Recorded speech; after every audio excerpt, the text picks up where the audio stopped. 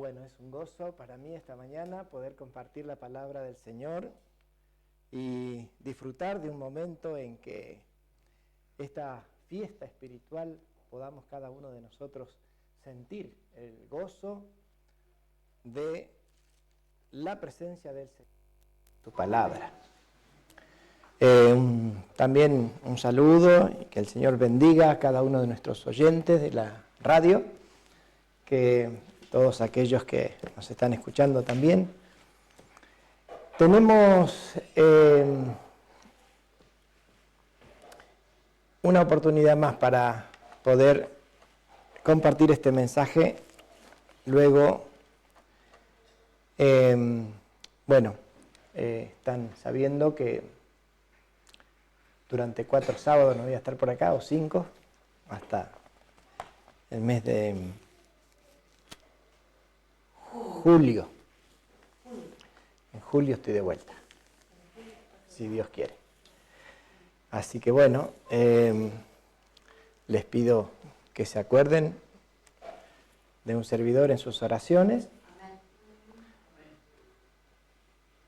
Hay hermanos que están felices, contentos de que los visite. Y bueno, y también tarea, ¿no? Tarea misionera que hacer. Así que por eso les pido oración también. Bueno, voy a continuar un poquito con el tema que comencé en el sermón anterior. ¿Se acuerda que habíamos hablado acerca de la individualidad, ¿no es cierto? En cuanto a nuestra relación con el Señor, ¿no?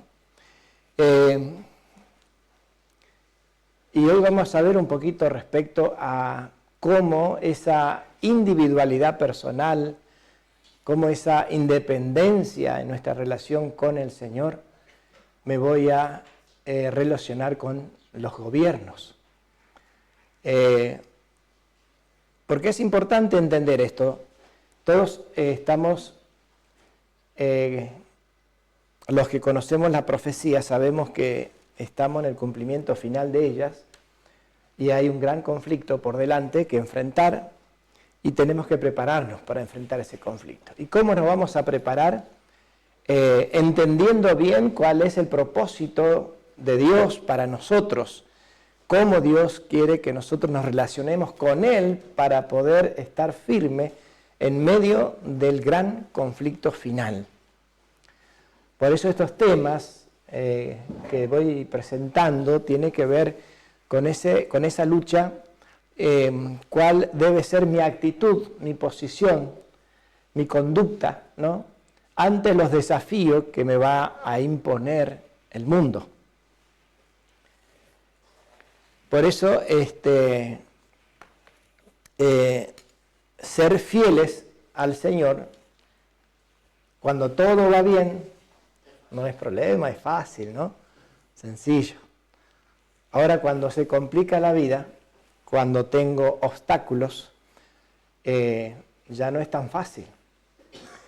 Y menos cuando se nos fuerza, se nos impone, ¿no es cierto?, el ser infieles a nuestra convicción espiritual, no religiosa.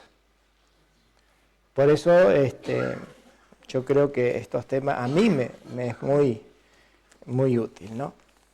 En primer lugar, es bueno que nosotros podamos tener presente que el Señor viene pronto, ¿sí? Esa esperanza que se ha abrigado a través de los siglos de la salvación y de la redención de la humanidad, de la salvación del mal, ¿no es cierto?, de la enfermedad, la tristeza, el dolor, el sufrimiento, la muerte, está a las puertas. Cristo es nuestro Salvador y su promesa muy pronto se ha de cumplir, ¿no?, que dijo, vendré otra vez. Y es importante tener en cuenta, ¿no?, que si Cristo viene, para nosotros el bien, la bendición, fundamentalmente van a ser dos cosas en esa liberación.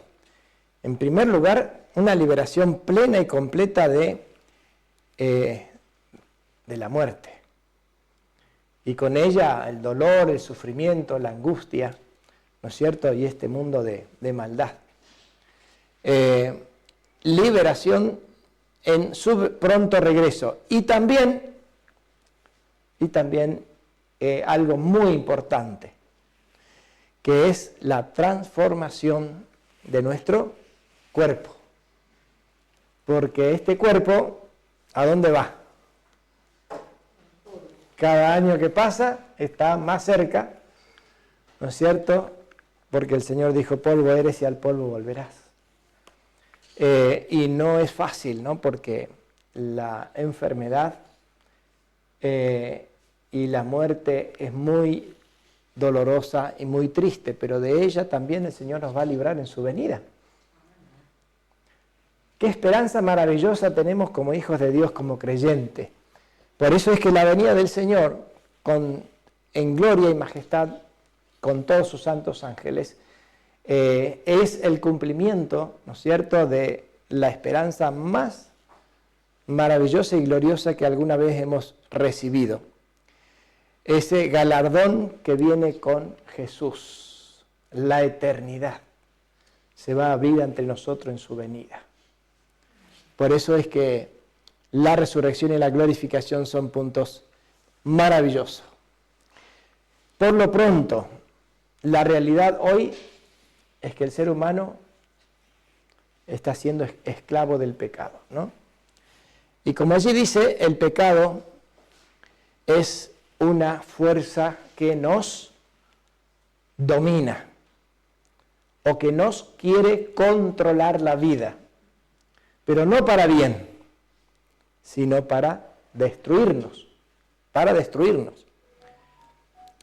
Y se aprovecha justamente de la ley, porque la ley es justa, santa y buena, pero el pecado hace que la ley finalmente ejecute sentencia sobre mi vida, porque yo no respondo a esa ley, no puedo responder. Mi naturaleza pecaminosa me arrastra, ¿no es cierto?, a la transgresión de la ley de la vida. Por eso es que finalmente esa esclavitud en el pecado me lleva a la muerte. Para ello, como dice ahí, así que si el Hijo os libertare, seréis verdaderamente libres. Porque la ley del Espíritu de vida en Cristo Jesús, se nos dice, me ha librado de la ley del pecado y de la muerte. Por eso la venida de Cristo, la presencia de Cristo, el poder de Cristo en nuestra vida, es lo que nosotros tenemos que asegurarnos, si queremos ser libres de justamente este triste destino de la humanidad. Haciendo un repasito, un poquito, algunos puntos sobre la libertad religiosa, porque el conflicto está en esto, ¿no es cierto? La libertad religiosa es la exención del hombre de la dominación de los demás o de circunstancias restrictivas. Dice allí, la libertad del hombre para tomar sus decisiones y decidir su conducta por sí mismo, espontánea, voluntariamente, en su deber hacia su Creador y en la manera de cumplir ese deber. Recordemos esto, este principio, ¿no? Lo que es libertad religiosa. Hoy por hoy, tal vez medianamente podemos decir, ¿no es cierto?, que estamos libres de la dominación de los demás. O alguien le apunta con el arma para que ustedes no hagan lo que Dios les dice que tienen que hacer. Todavía nadie, ¿no?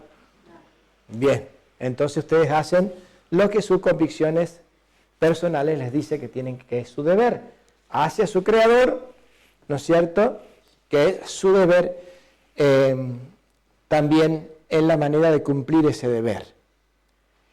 Y allí dice que ustedes que tienen esa capacidad de decidir por sí mismos cómo quieren adorar al Creador, ¿no es cierto?, de qué manera cumplir ese deber hacia su Creador, está relativamente esa libertad, digamos por ahora, ¿no?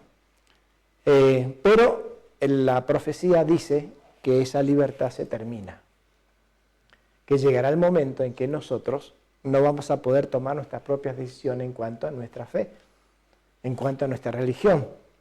Vamos a estar en ese gran conflicto que quiero que comencemos a ver, ¿no es cierto?, esta mañana, allí en esa obligación inherente, ¿no es cierto?, de cada ser creado, como criatura inteligente, libre, que somos, o que debemos ser, ¿no?, libre de reconocer ese deber que tenemos con Dios, o no reconocerlo.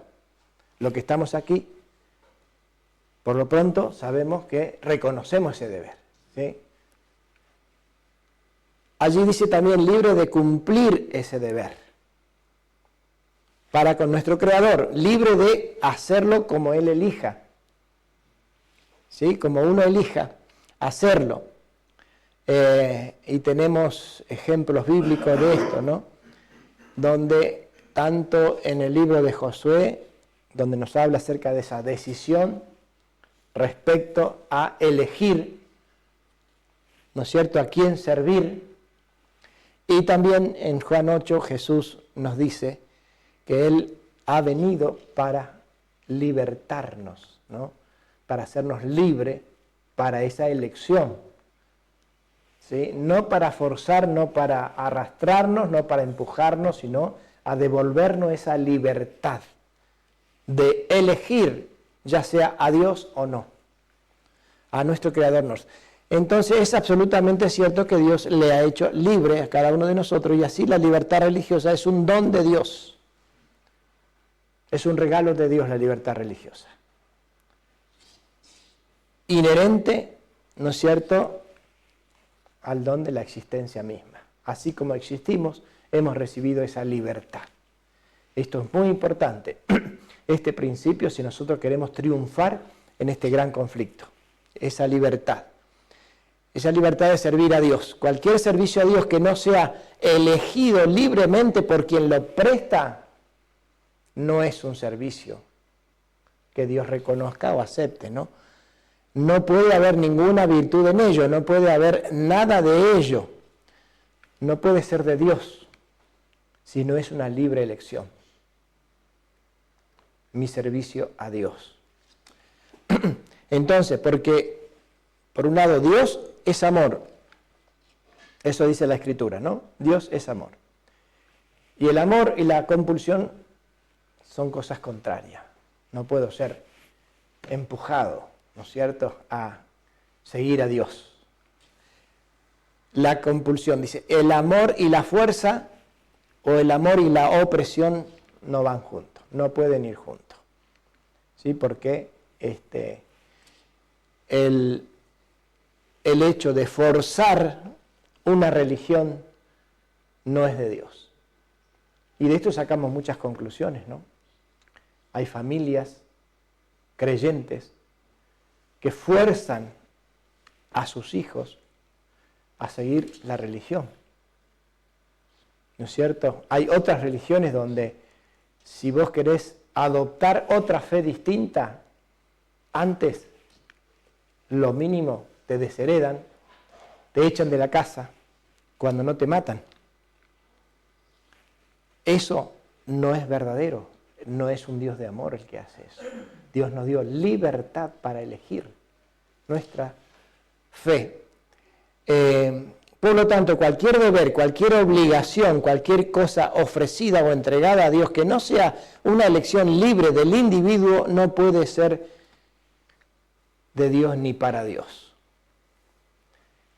Entonces, estos son las bases y los puntos fundamentales de la individualidad en lo que tiene que ver con ese don que Dios nos ha dado de ser libre de elegir, que Dios está por encima de todo otro Es el primer deber y la primera obligación es para con Dios.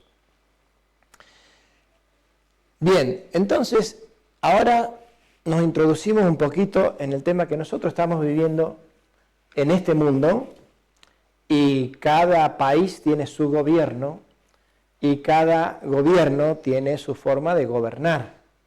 En la historia hubo muchos gobiernos. Hubo gobiernos mundiales y después gobiernos, ¿no es cierto?,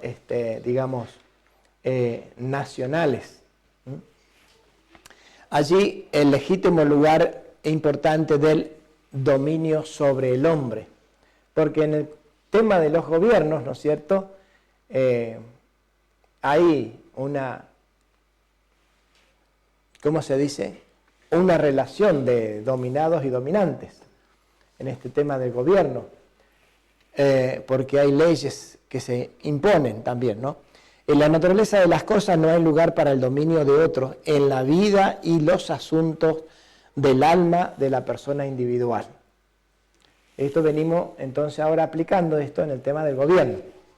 Dice, esta es peculiar y supremamente del reino de Dios, que creó al hombre a su propia imagen y para su propia gloria, y creó a cada persona individual y personalmente responsable, y responsable solo ante Él. A ver si entendemos, ¿no? Dios nos creó a cada uno personalmente, individualmente, a su propia imagen y semejanza, y nos hizo libres, ¿no es cierto?, para elegir ¿cómo se dice?, servirle o no. Pero a su vez, ¿no es cierto?, llega hasta nosotros esa responsabilidad que es solo ante Él, en mi relación espiritual con Dios, ¿no? Solo ante Él. Bien, entonces, ¿qué sucede en el tema de un sistema de gobierno? En un sistema de gobierno, acá dice, el hombre pecador y rebelde nunca ha estado dispuesto a permitir que Dios tenga ese lugar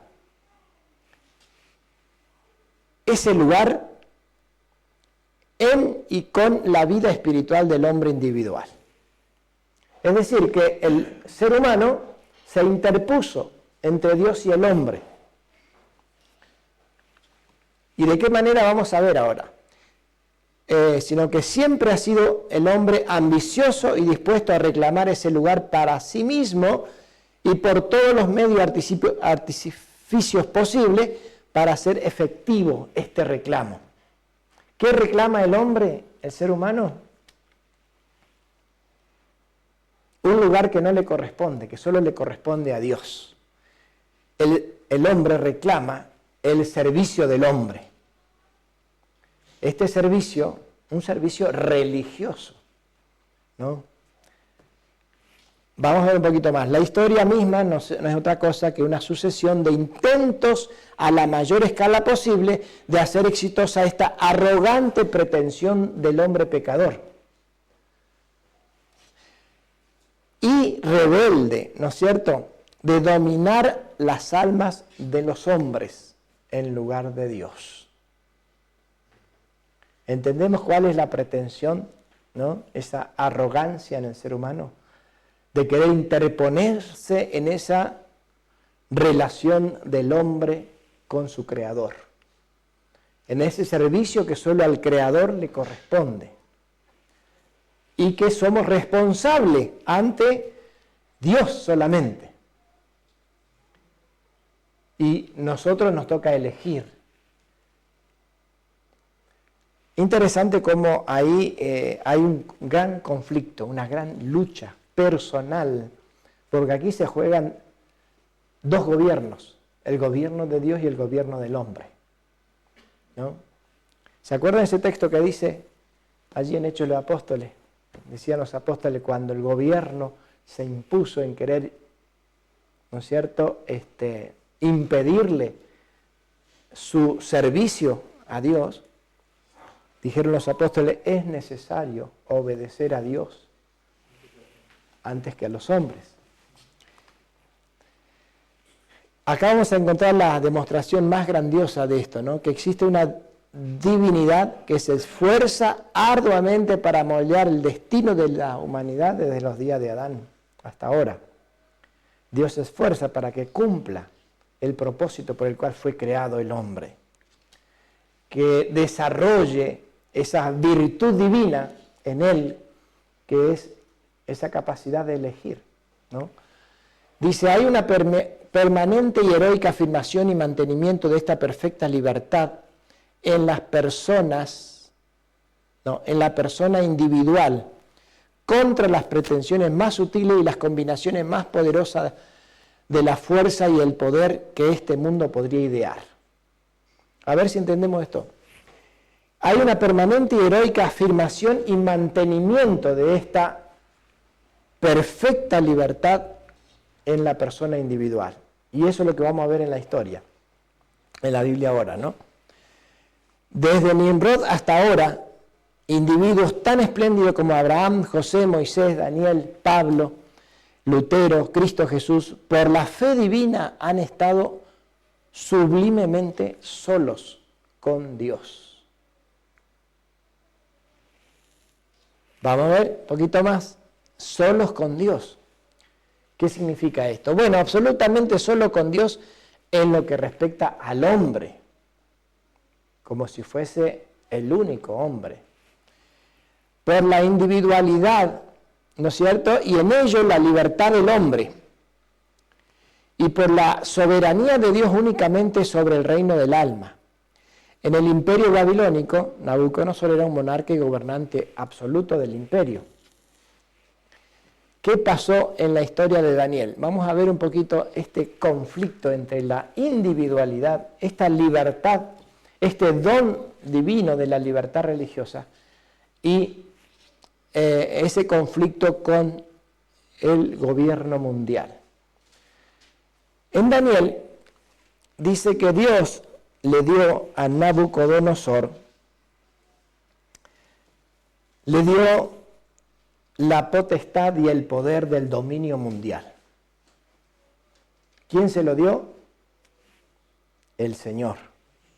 Él es el que pone reyes, quita reyes, ¿no? Da la sabiduría a los sabios y la ciencia a los entendidos, dice. Y Dios le dio a Nabucodonosor, podemos leer, por ejemplo, allí dice, en Daniel capítulo 2, le dice así, 32, verso 32, la cabeza de esta imagen de oro fino, su pecho de brazo, toda la imagen describe ahí, ¿no? De Daniel 2. Y entonces le dice la interpretación, dice el versículo 37, tú, oh rey, eres rey de reyes, porque el Dios del cielo te ha dado reino, poder, fortaleza y majestad. ¿Quién se los dio? El Dios del cielo. Y todo lo que habita, y todo lo que habitan los hijos de los hombres, bestias, del campo, aves del cielo, Él los ha entregado en tu mano y te ha dado dominio sobre todo. Tú eres aquella cabeza de oro. ¿Quién le dio ese dominio a Nabucodonosor? Dios. No fue por las propias fuerzas, por su propia valentía, por su gran ejército, por su sabiduría, sino porque Dios le concedió ese dominio. Bien, ahora, ¿qué pasa después en el capítulo 3, en la historia de Daniel? Algo interesante, que este rey era un rey absoluto, ¿no? Lo que él decía se convertía en ley. Pero él no estaba regido por esta ley. Solo los súbditos estaban regidos por la ley de su palabra. Dice, Babilonia no era una monarquía absoluta, sino una autocracia. Un gobierno de un solo hombre. Un absolutismo de un solo hombre. La palabra del rey era la ley, y la ley era cambiante como la voluntad y la palabra como la voluntad y la palabra del rey podían cambiar. Hoy estaba de buen humor, una cosa. El otro día estaba de mal humor, cortando cabezas. Su palabra era la ley para todos los demás, pero en cuanto a él mismo, no había restricciones de la ley. Sabemos que en la historia los gobiernos fueron evolucionando o desarrollándose, siendo un poco más equitativo, ¿no? O mejor dicho, un gobierno más justo. En este gobierno sabemos que lo que pasó con esos 3 amigos de Daniel. ¿Qué pasó con esos 3 amigos? En la historia, entonces, para aquellos que no se acuerdan bien la historia,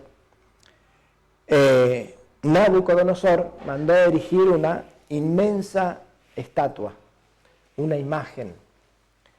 Y el consejo era que todos debían reconocer al rey en esa imagen y venir y adorarlo. Todo el mundo, todos los representantes de todas las naciones, tuvieron que presentarse a venir a reconocer y adorar la estatua que había levantado el rey. Pero ¿qué pasó? Habían 3 hebreos, ¿no? 3 príncipes que estaban sobre los negocios del rey, que no hicieron caso de esta orden y enseguida fueron denunciados y fueron llevados ante el rey. Y el rey tuvo consideración y les dio una segunda oportunidad. ¿Sí? Les dijo: es cierto que ustedes no hacen caso de mi orden, ¿no es cierto?, de mi palabra, y no se postran ante la imagen. Ahí en el capítulo 3 podemos leer ese pasaje. En el capítulo 3, versículo 15.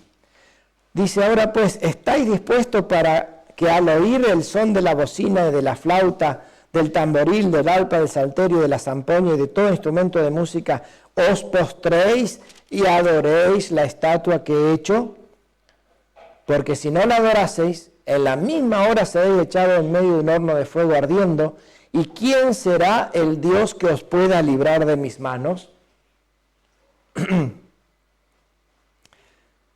Sadrac, Mesac y Abednego respondieron y dijeron al rey Nabucodonosor: no tenemos necesidad de responderte sobre este asunto. Él ya sabía, ¿no? Pero bueno, le estaba dando otra oportunidad. Y con la amenaza. Dice: he aquí que nuestro Dios, a quien servimos, puede librarnos del horno de fuego ardiendo, y de tu mano, oh rey, nos librará. Y si no, sepas, oh rey, que no serviremos a tus dioses, ni tampoco adoraremos la estatua de oro que has levantado. Estos 3 jóvenes se impusieron ante la orden del gobernante del mundo. Y siendo que le dio una segunda oportunidad más, ¿no? Pero para estos varones, ¿quién tenía más dominio sobre sus conciencias? ¿El rey o Dios? ¿A quién estaban dispuestos a servir? Pero estaba en juego ¿qué cosa? Su vida, su felicidad, sus personas. Ahora vean ustedes que dice que esto enojó tanto al rey que puso una cara de, no sé, de demonio, ¿no? Que mandó a calentar 7 veces más. Porque aquí había algo que el rey jamás se había imaginado, ¿no? Que alguien se iba a rebelar a desafiar al rey del mundo, del imperio, de aquel imperio más grande donde nadie podía imponerse ante él. Y estos 3 jóvenes hebreos No, eso fue terrible para él, ¿no? Entonces, no solamente el tema de desafiar la palabra del rey, sino su mismo persona y orgullo. Pero había algo más aquí, se nota, por el hecho de que el rey sospechaba alguna cosa rara en esto. Y como para asegurarse que las cosas iban a ser como él la estaba determinando, mandó calentar 7 veces más el horno, por las dudas que con lo calor que estaba no se quemaran, o algo pasara y no surgiera efecto, mandó calentar 7 veces más. Y como si eso fuera poco, y ellos intentaran escapar de alguna manera de esta situación, mandó buscar los hombres más vigorosos, dice, que los atasen y los llevasen y los tirasen allí, para asegurarse realmente que su palabra se iba a cumplir. Y así dice, ¿no? Que cuál fue la sorpresa, no la que él estaba esperando, ¿no? Sino todo lo contrario. En el versículo 24 dice, se levantó el rey entonces, se espantó y habló y dijo a su consejo, ¿no echaron 3 varones atados dentro del fuego? Y ellos respondieron al rey, ¿es verdad, oh rey? Respondiendo él y dijo, aquí yo veo 4 varones sueltos que se pasean en medio del fuego y ningún daño hay en ellos, y al parecer del cuarto es semejante al Hijo de Dios. Tremendo como aquí el rey se encuentra con algo que jamás se había imaginado. Pero ¿cuál es la cuestión en esta historia? Vamos a analizar un poquito esto. Esto es lo que acaba de decir el rey, ¿no es cierto? Que ve a alguien más dentro del horno y que el fuego no le hace nada, ni siquiera dice que el pelo se le había chamuscado en la ropa, tenía olor a humo siquiera. Increíble, algo que no se puede creer. Si cualquier fueguito que prende, sale humo, ya le queda la ropa olor a humo y tiene que ir a cambiarse, porque no le gusta el olor a humo, ¿no? Andar así. Bueno, fieles a toda prueba.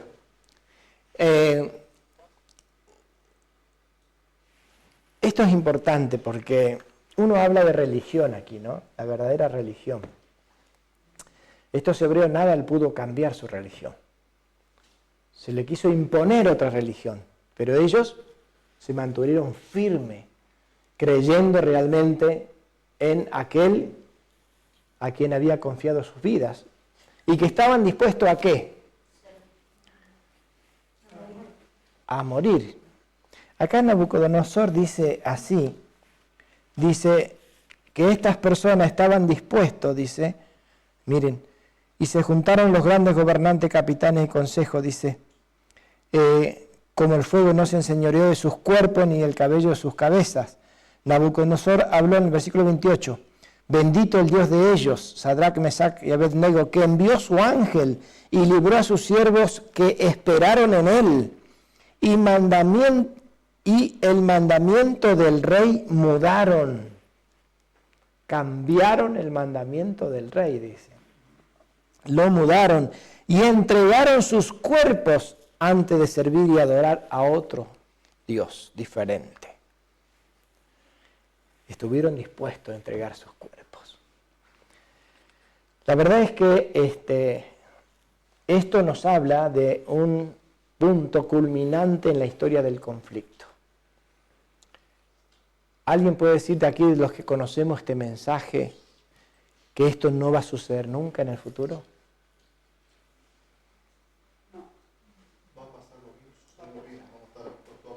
Está escrito, ¿no? Está escrito que volverá ese conflicto. Por algo tenemos esta historia. Pero ¿cómo se sostuvieron estos hombres? ¿Por qué se sostuvieron firmes ante el decreto del rey, aunque ello significaba la destrucción de sus vidas en el fuego? ¿En qué confiaban estos hombres? En los principios de Dios. Una resurrección. Sus convicciones. Tenías 2 opciones. Confiaban en el poder de Dios. para librarse, dice, ¿no? Para librarnos, ¿no? Si Dios quiere librarnos, nos va a librar de esto, dice. Primero. Y si no es la voluntad de Dios librarnos, ¿no es cierto? Voy a conservar mis principios porque tengo una esperanza. Él es el dador de la vida. Él es el dador de la vida. Entonces, porque el decreto del rey, el rey jamás le podía conceder lo que Dios le iba a conceder a estos jóvenes. ¿No es cierto? Por eso es tan importante entender estos principios. Entender que el único que puede darnos esperanza en la vida y en la felicidad y en la paz es el Señor, es Cristo Jesús, ¿no?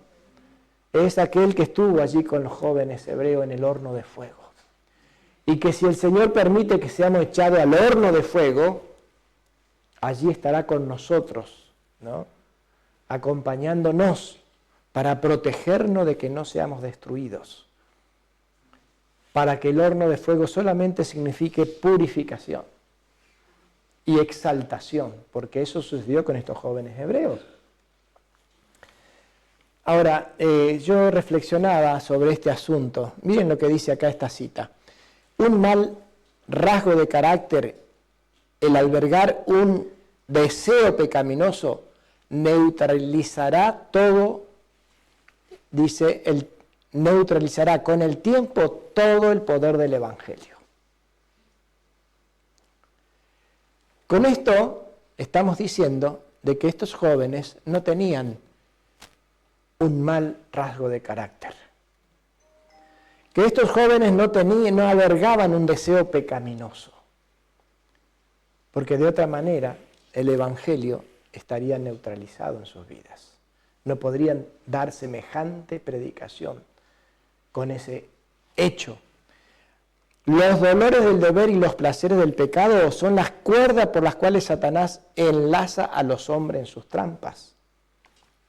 Por eso dice, los que estén dispuestos a morir antes que cometer un acto malo serán los únicos a quienes se considerará fieles. Y aquí viene la pregunta del millón.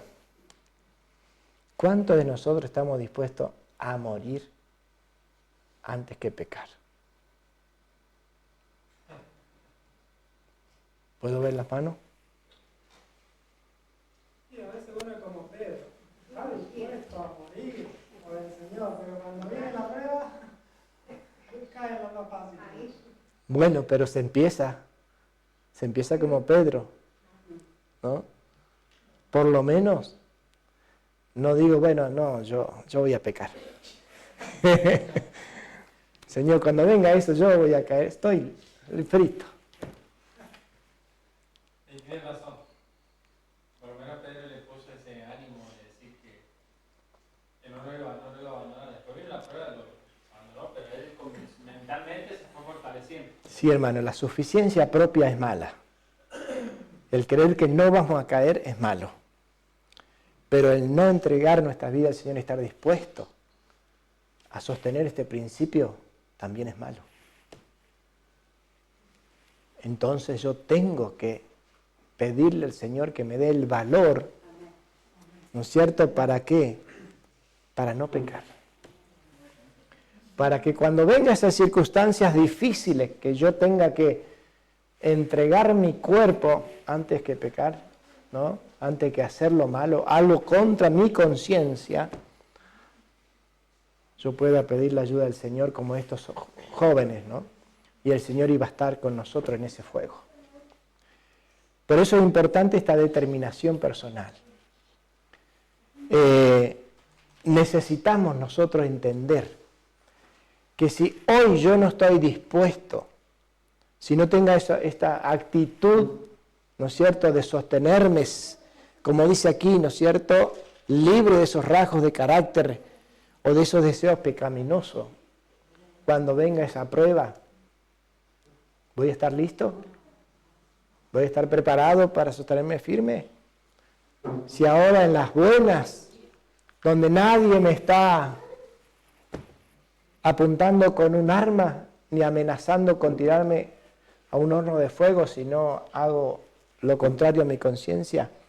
¿Qué va a suceder después? Entonces, yo me preguntaba, hermanos, nosotros tenemos hoy día, tenemos muchos desafíos, son pruebas tal vez leves, son pequeñas pruebas que nos van llevando a la prueba final. Dios nos está probando, dice, paso a paso nos prueba en distintos aspectos de nuestra vida. Nos prueba en la reforma pro salud, por ejemplo. ¿Sí? Dios nos dice que si nosotros queremos tener la bendición de Dios, tenemos que liberarnos de algunos malos hábitos.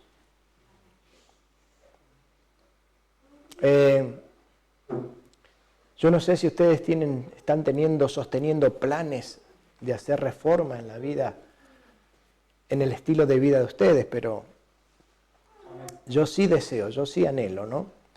Y por ahí tengo mis propios proyectos o planes, digamos. Algo que por ahí viene a mi mente es bajar de peso. Algo sencillo, pero bajar de peso.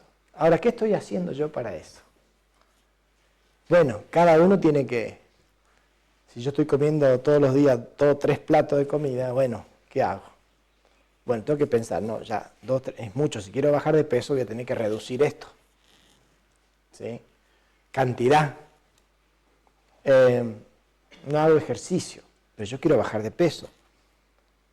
¿Pero qué dice el principio? Tengo que hacer ejercicio. Entonces, algo tengo que hacer. ¿No es cierto? Capaz que no voy a correr una maratón de 10 kilómetros, pero por lo menos voy a hacer 1 cuadra, 2 cuadras, 5 cuadras, 10 cuadras y aumentando. Pero tengo que hacer mi parte. Y Dios me dará la fuerza para, si yo llego a 10, Señor, ayúdame, y bueno, a 20. ¿No es cierto? Con la ayuda de Dios avanzamos lejos. Pero hay un proyecto. Hoy estamos siendo probados en esto. ¿Por qué? Porque para el conflicto final, mi mente tiene que estar en buen estado de actividad. Porque la mente y el cuerpo andan en sintonía. Si mi cuerpo no está sano, mi mente no va a funcionar, no va a tener la fuerza suficiente para ¿qué? Para que en el conflicto con el mal, con el pecado, pueda vencer. ¿Por qué Jesús ayunó 40 días y 40 noches? ¿Fue necesario eso? ¿Tenía un conflicto el Señor por delante? Sí, tenía un gran conflicto. Necesitaba Él toda la mente que estuviera realmente limpia, ¿no? Sana, segura, en comunión con el Señor. Nosotros necesitamos pedirle al Señor. Cada uno tiene un llamado de Dios a hacer un cambio específico, ¿no? Particular. Pero yo pregunto, si decimos que estamos dispuestos a morir antes que pecar, ¿estamos dispuestos a hacer una reforma pro salud? ¿Estamos dispuestos a ser fieles en algunas otras cosas? Aquí nos dice que en la relación del hombre con Dios, el rey nada tenía que ver, que en presencia de los derechos de las personas individuales, en conciencia y en adoración, la palabra del rey debe cambiar. El decreto del rey es nada. Aunque sea el rey del mundo, es nadie, porque aquí solo Dios es soberano, dice, y todo, y en todos. Es soberano en todo y en todos. Él es el único. ¿A quién tenemos que rendir cuenta de esto? ¿Al pastor de la iglesia? ¿Tenemos que rendir cuenta a algún hermano? ¿A quién tenemos que rendir cuenta? A Dios, nos debemos a Él. Y nuestra relación es con Él en primer lugar. Y si bien nosotros respetamos los gobiernos, ¿no es cierto?, en todas las leyes, los decretos que se dan, porque Dios le da esa autoridad, ¿no es cierto?, sobre nosotros, los gobernados. Pero ¿en qué no tiene jurisdicción el gobierno? La mente. ¿En qué no tiene jurisdicción? Claro, en nuestra religión. Porque uno es libre de adorar a Dios en la manera que su conciencia le dicte. En ese sentido, el gobierno no tiene jurisdicción y lo ha demostrado. Ustedes saben que Sadrach, Mesach y Abednego fueron hombres que Dios había ordenado que se pongan bajo la autoridad del rey. Y ellos debían hacer caso a Dios. Estaban bajo la autoridad del rey.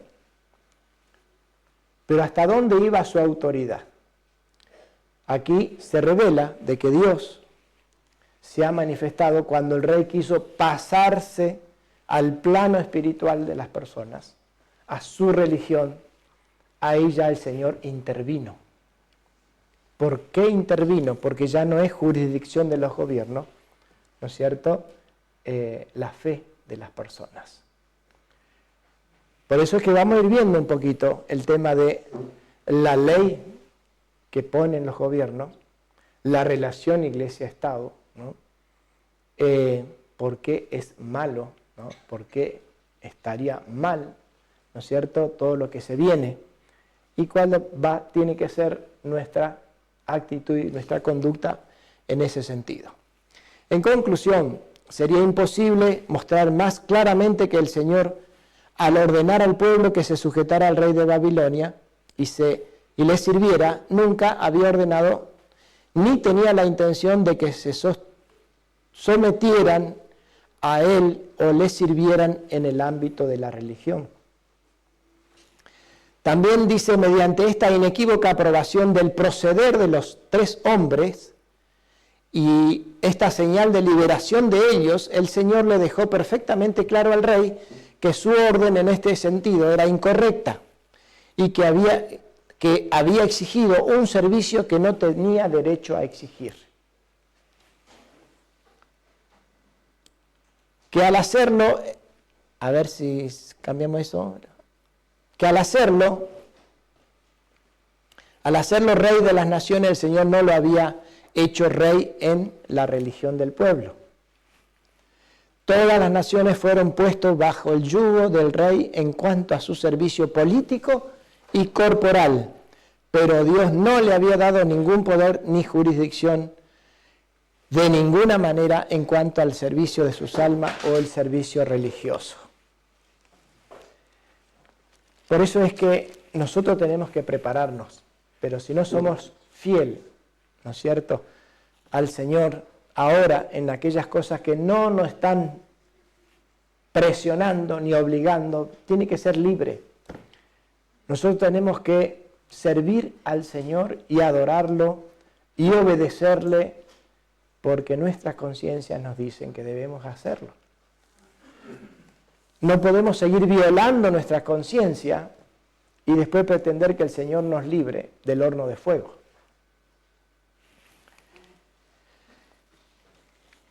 La frase es lealtad, ¿no? Lealtad al Cordero, a aquel que dio su vida por nosotros. Cristo Jesús vino a darnos un perfecto ejemplo de esta libertad con que el hombre tiene que proceder. A Él nadie le obligó a ir a la cruz para morir por cada uno de nosotros. Él eligió hacerlo por amor, porque nos ha amado. El apóstol Pablo, cuando terminó o estaba terminando su vida, dijo: he peleado la buena batalla, he acabado la carrera, he guardado la fe, he conservado la fe. Por lo demás me está guardada la corona de justicia que me dará el Señor juez justo en aquel día, y no solo a mí, sino también a todos los que aman su venida. El Señor viene pronto y está esperando prepararnos para que nosotros seamos fieles en el conflicto previo que se avecina, ¿no? La recompensa va a ser maravillosa, va a ser grandiosa, incomparable con tal vez el conflicto que nosotros tenemos que sostener diariamente para ser leales. Por eso es mi deseo y mi oración que podamos seguir ejercitando esta lealtad a Cristo. Que el Señor te bendiga ricamente.